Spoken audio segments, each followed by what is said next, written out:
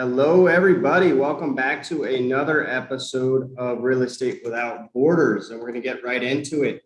Today, I am with Greg Gunter. We're going to keep it in Mexico, and we're going to San Miguel de Allende, a nice little colonial town in central Mexico.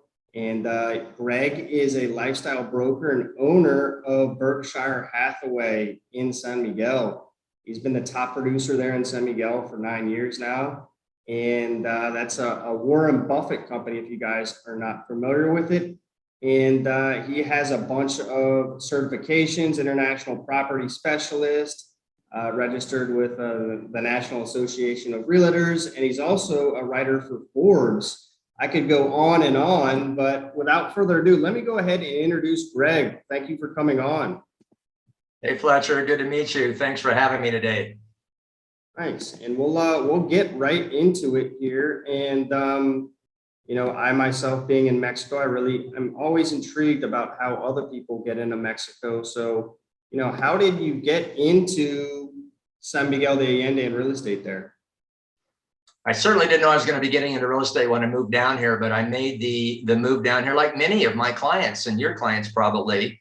We're looking for a more affordable lifestyle, a better lifestyle. More and more people wanting to get away from the political climate in the States. I'd love to live in Italy, but it snows and gets cold in Italy, and it's a lot further away than Mexico. So I actually researched all the other locations, the typical expat destinations, knowing that I was going to live here full time, and chose San Miguel. When I arrived, I said, this is it. I know this is the city. So it came after a lot of research and really going and staying and visiting all the other places that are considered typical expat destinations.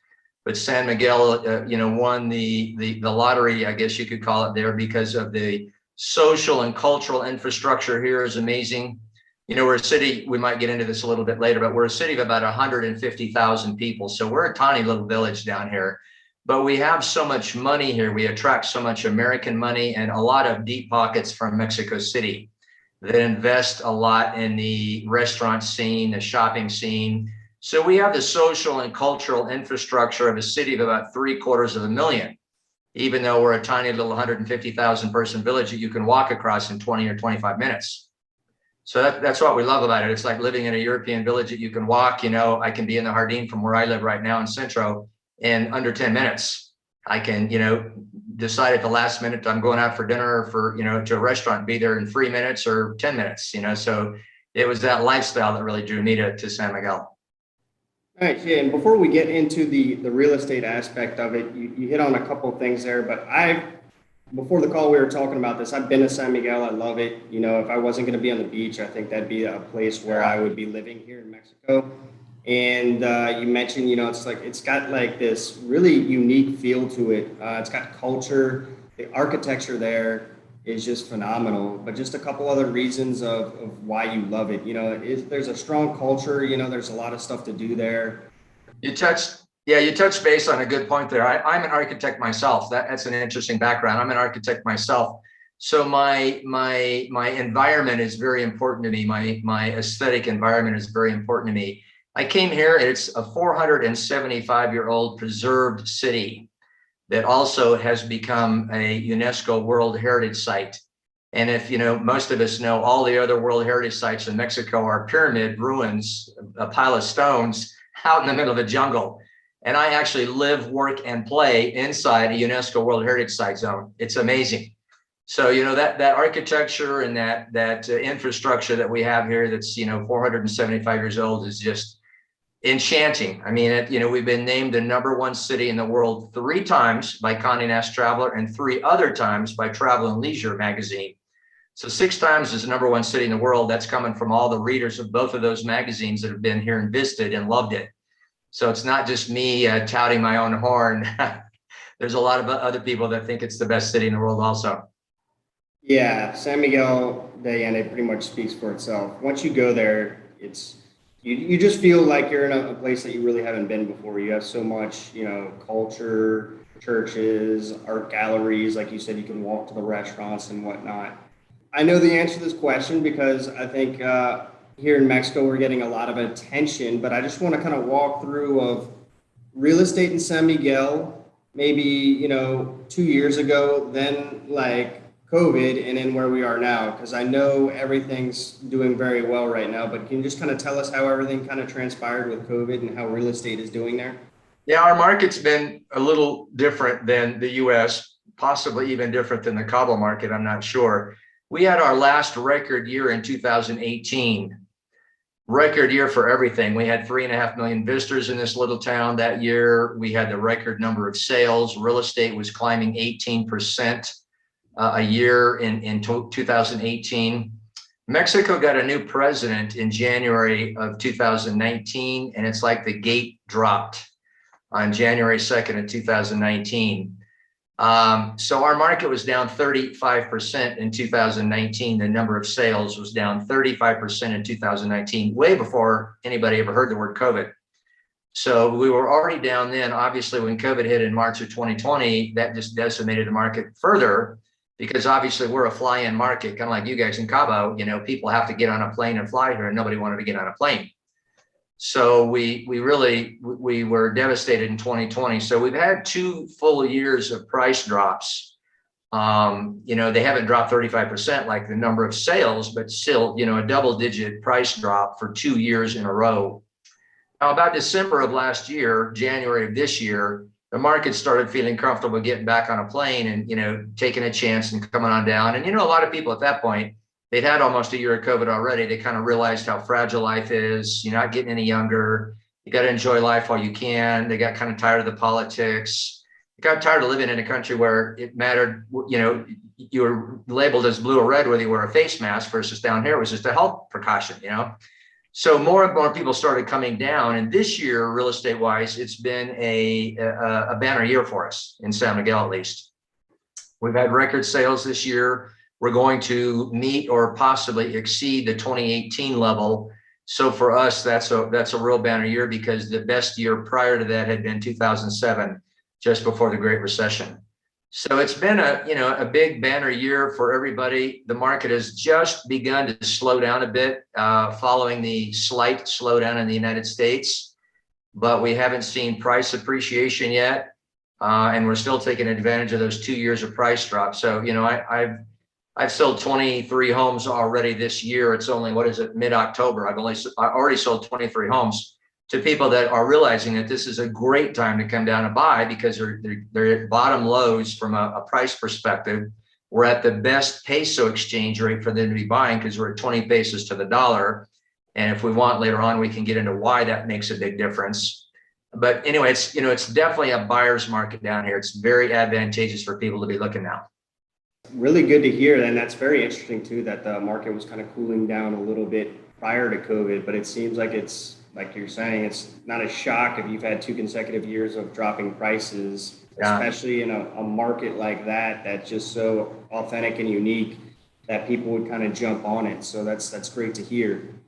One of the things that makes Cabo such a good market is the fact that it's so easy to get here. I have people tell me that it's easier to travel from the States to here than, like another place within the States. So how easy is it to travel to San Miguel, and like where are the flights, where are the buyers coming from? We're a little more of a challenge to get to, admittedly. I know a lot of people can fly direct, from practically any of the major cities in the US direct into Cabo. We have 2 airports that are both 75 minutes away on either side of the city. So you've got 2 international airports that you can fly into. Typically, you're going to be going through Houston or Dallas to get down here, although we have direct flights coming from San Diego and LA, New York, some of the places like that. If you're coming major distance, Canada, or again, New York, or maybe Chicago, or some of the bigger places like that, a direct flight into Mexico City would be another option. And then from there, you can take a shuttle to come in from Mexico City. The challenge with that is it's about a 4-hour shuttle ride from Mexico City to get up here. So most people would rather kind of do the layover in Dallas or Houston. When they land here, they're 75 minutes from the airport and they're here. So it's, a bit of a challenge, but, what that does, we're also a different market. It's a younger market in Cabo and the beach communities. People in their 20s, 30s, 40s that are coming down mostly for a week's vacation. we have an older demographic here. Now, that's partially because of all the gringos that live here are also an older demographic. We have a lot of people here. We have about 12 to 14,000 expats that live here full time. Well, full time or part time. Of those 14,000, let's say half of them live here full time, like me. I'm here full time all year round. The other half come and go. It's like a second or third home for them.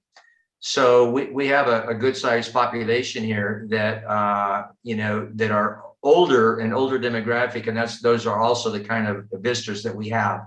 So they're a little more select in where they visit. They're willing to put up with that slightly longer and slightly more cumbersome plane ride to get in here, because they feel that there's a little bit more of a cultural infrastructure for someone that's an older demographic, a little higher income, a little more interested in art and culture and history. Okay. So like most of the buyers, are they kind of just scattered throughout the US and Canada, or are there like a couple destinations that are like really big? I'm guessing our target market, our feeder markets, we call them, us realtors call them a feeder market. I'm guessing our feeder markets are probably going to be really close to yours, but probably the bulk of my top 10 markets are like, obviously the coastal places, Texas, New Mexico, Arizona, California, Florida. But I get a lot of people from Washington, from Oregon, from New York, Colorado, because we're very similar climate to Colorado. So those are my top feeder markets here. Our prices here are about the same as a Bible Belt. So there's not a lot of Bible Belt people that come down, because they're like, oh, this is the same price as a home, in Kansas City, or, Joplin, Missouri, or, wherever they might be, somewhere in Kansas or something. People coming from the coast, which is where a lot of my feeder markets are, realize that homes in San Miguel run a third to a fifth of what they run on the coast in the United States. You also mentioned you have buyers that are coming from, Mexicans that are coming from Mexico City, correct? Is that a decent size in the market? It's interesting. So I'm a realtor. I'm a licensed realtor that works in the real estate organization. I'm a member of AMPI, which is the sister company to the National Association of Realtors. We do mostly, those of us that are realtors here do mostly resales.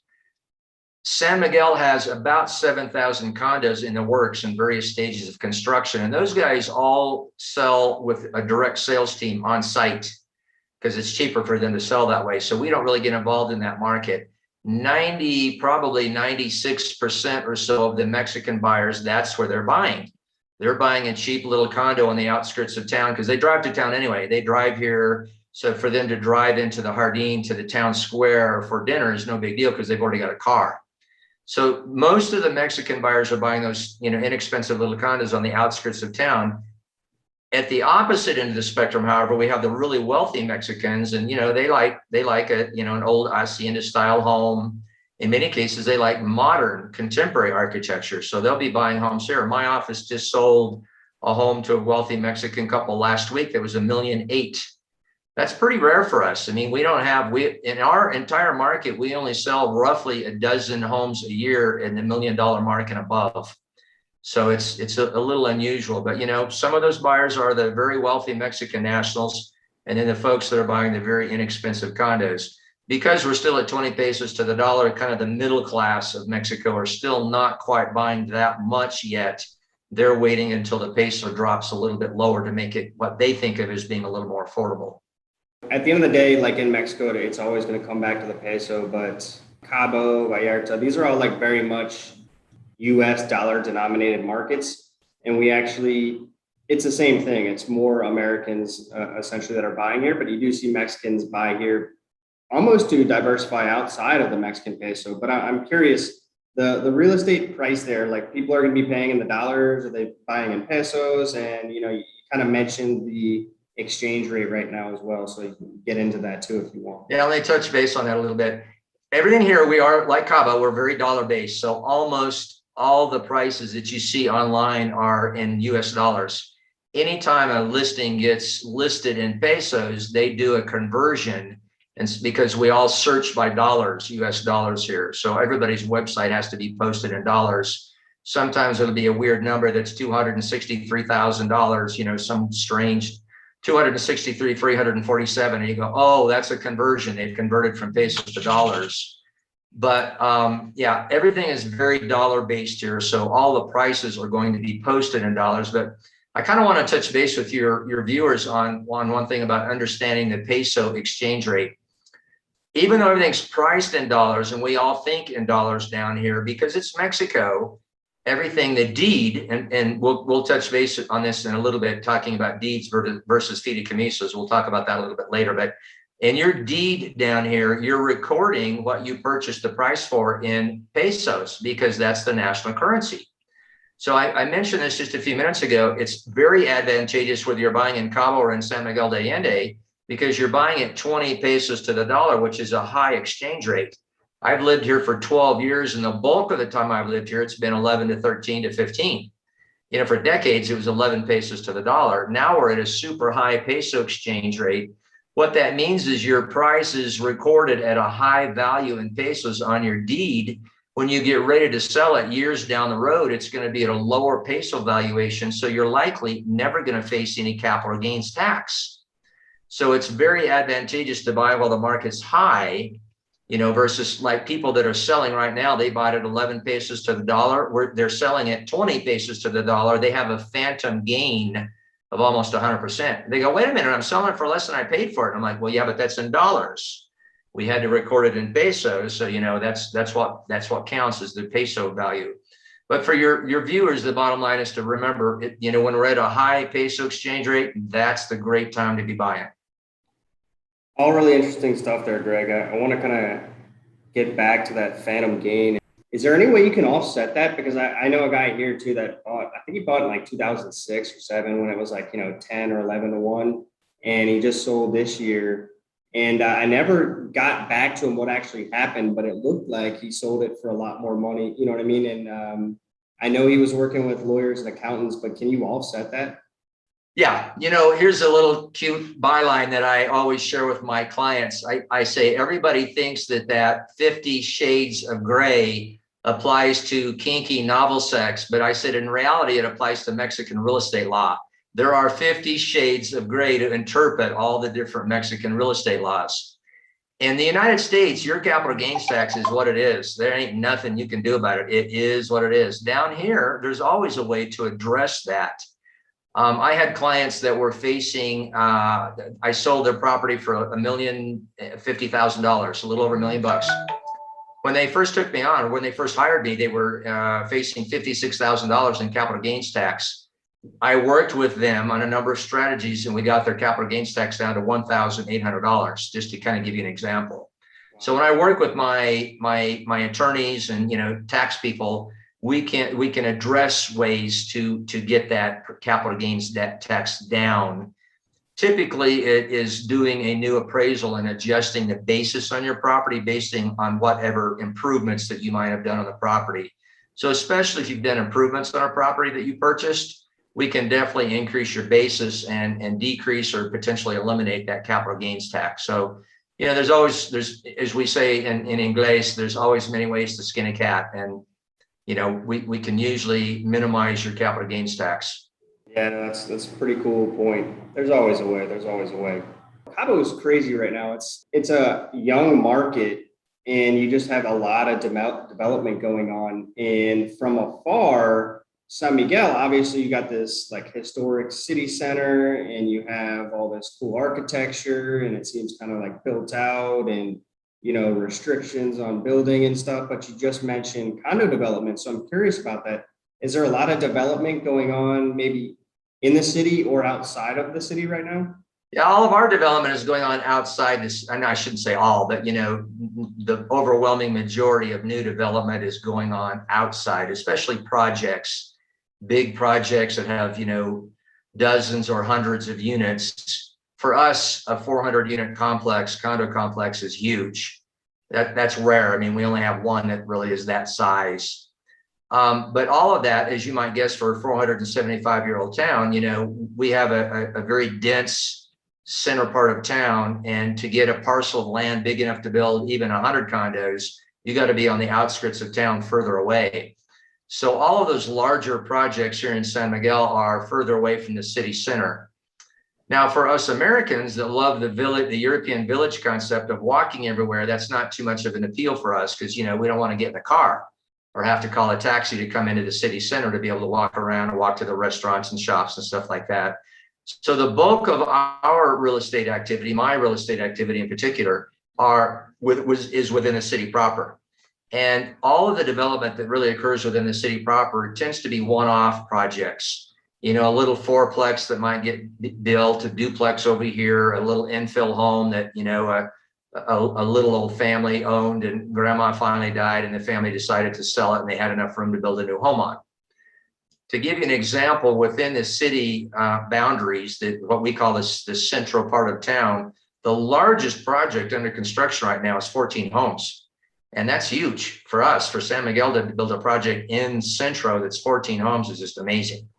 So, you just don't find big projects here like you do in Cabo and other, Puerto Vallarta and other large coastal areas. It's the same thing for them, though. They're building, further out, they get further away from the beach or further out from the city. And here we don't have a beach. So, the appeal for everyone is to be within walking distance of that town square that's called the Jardín. That's the big draw. So it's just like being down there in Cabo. You want to be on the beach if you can. Here you want to be as close as you can to the Jardín, the town square. Exactly. And I think there's a lot of advantages to limiting development like that, or already having like the preservation of such a cool area with all that history and architecture right there. Yeah, because we're a UNESCO World Heritage Site, of course, we have an architectural committee that has to approve anything in the Centro, the historic Centro. So, facades cannot change. I mean, it's very, very difficult to get approval to change the facade of a building if it's in the UNESCO zone. And that's a good thing. I mean, that's what we love about this city is we love the protection of the old architecture. That's why we're the most unique city in the entire country of Mexico, is because we became a ghost town for, almost 100 years. Nobody came and, tore down these old buildings and replaced them with concrete structures like in Athens. We're a gorgeous old city that, people slowly came back in and restored that old architecture. And the UNESCO designation has a lot to do with that as well. All right, let's get into a little bit of pricing here. I know, like, Greg, the house that video you sent me, absolutely phenomenal. And I know it seems like you can get into like these really nice houses. What would be like maybe the average price home for something like in town? And then can you get anything there for like maybe $300,000, $500,000, stuff like that? So if you want to be in Centro, Centro proper, and that's, we have what we call our neighborhoods in San Miguel are called colonias. So every colonia has its different feel, its different price structure, its, distance from the town square. Centro is one of our bigger and definitely is our most popular colonia because it is right there it's the center of town. It's the heart of town.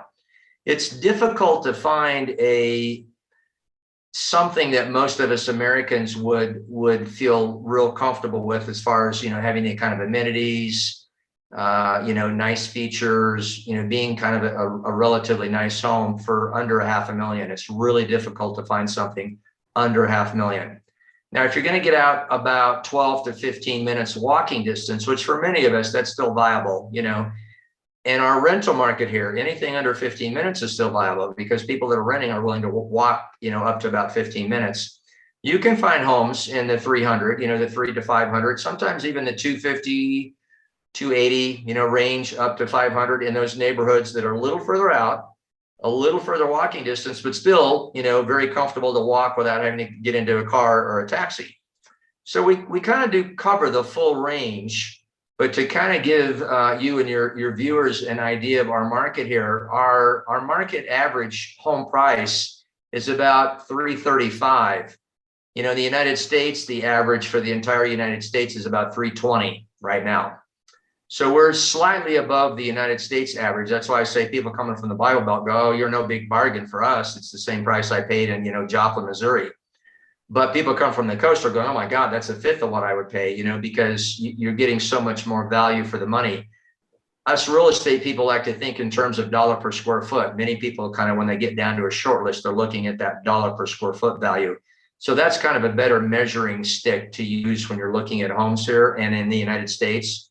So one of the key factors to know here, especially if you're used to states or prices in the United States, it's very rare that you get any kind of a gorgeous mansion here for above $275 a square foot. Almost unheard of. I mean, occasionally there'll be something that runs above 275, but I mean, you can get a gorgeous 4-bedroom mansion, all handcrafted, lots of stone details, Cantera trim around the windows, lots of custom handmade wrought iron. There's nothing out of a box. Everything is custom made, custom crafted. And it's rare that you find anything above 275 a square foot. I mean, you can't touch stuff in Manhattan for less than $2,000 a square foot. You can't touch anything in California for less than about $800 to $900 a square foot. So, that's bottom of the market when I'm talking even that. It's still bottom of the market for the coast over there. So on a dollar per square foot basis, we're amazing. And, an average home, those $300,000 and $400,000 and $500,000 homes that I'm talking about, you can get them for under $200 a square foot. It's a real bargain here.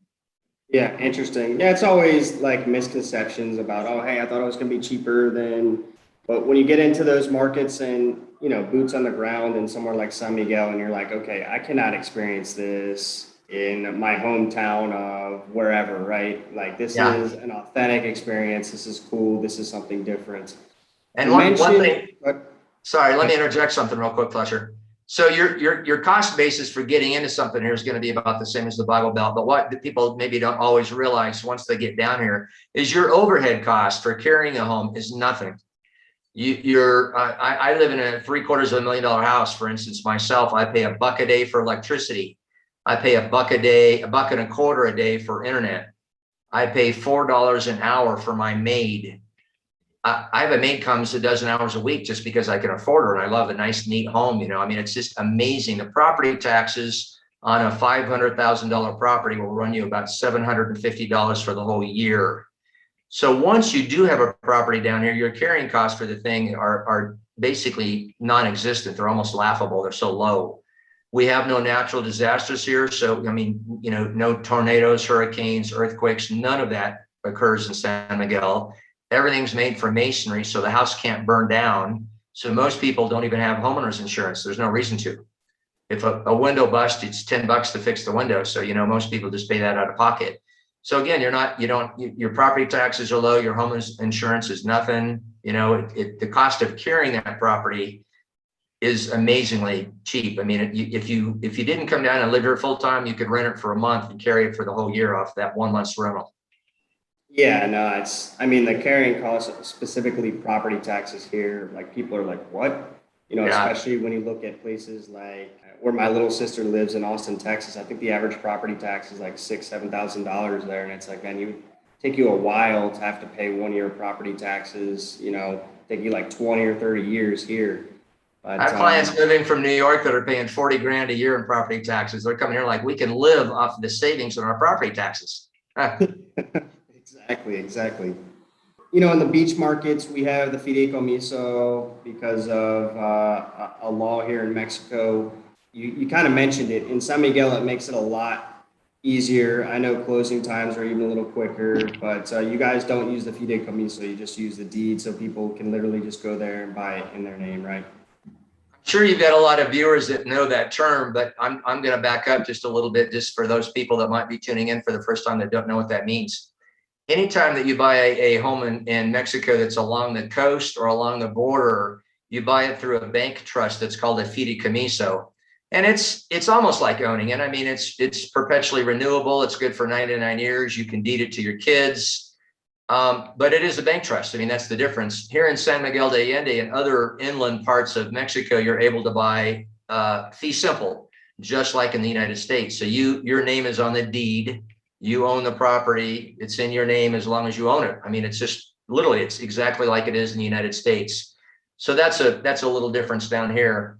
I guess that makes it a little simpler. I've never sold property on the coast, so I don't really know how long it takes to do a fideicomiso. But down here, because loans are very rare, you can get financing here, but they start at about 8.5% interest. So most people choose to buy all cash, or they take money out of an investment account. They'll take a HELOC out of their main home up in the States and use that because they can get that for 3%, a lot cheaper interest. So they're buying down here without a loan, and they're buying down here without the fideicomiso process. So our normal closing process is about 30 days. It is a relatively short closing.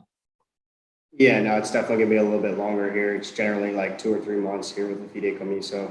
Okay. I know a guy that Global Mortgage, and he was telling me they had a property that closed there in 22 days, and I was like, wow. We work with one of your financiers we're probably talking about the same guy. He just did a loan for me in 23 days. Nice. Yep. That's probably Alex. He's been on the podcast as well. I'll give them a shout. I'll give them a shout out because I think they're a good product for my clients that need a loan. Global Mortgage is the name of the company I'm talking about. Oh, Greg, we are in agreement on that for sure. Global Mortgage is a solid shop there. Yeah. And we haven't really got into too much. Really good conversation, Greg. I want to jump and just say, before we close it, what is the weather like in San Miguel? And then what are some things to do there? So that's part of what drew me here. I've lived in San Diego and Denver my whole adult life. I'm a weather snob. I left Denver. I love the sunshine and the dry climate of Denver, but I got tired of the cold and the snow. So I moved to San Diego. When you live in San Diego, you got that June gloom marine layer. So you never have sunshine until 10 or 11 o'clock in the morning, and it disappears again in the summertime, at least. It disappears again at 2 o'clock. So San Miguel, for me, has the best climate in the world. We're at 6,400 feet in altitude, so we're always dry with no humidity. Our humidity runs 15 to maybe 20% if it's kind of a wet season. Our temperature is perpetually spring-like. We never snow here. We might get down to freezing once or twice in the wintertime in December or January, but that very same day, it'll be in the mid-70s. So we will have a 40-degree diurnal swing because of our altitude at 6,400 feet. We get a 40-degree diurnal swing in the wintertime where it might be cool at night, but it's going to be nice and comfy and shirt sleeve weather, in the middle of the day. And our only, some people say our hot month is May.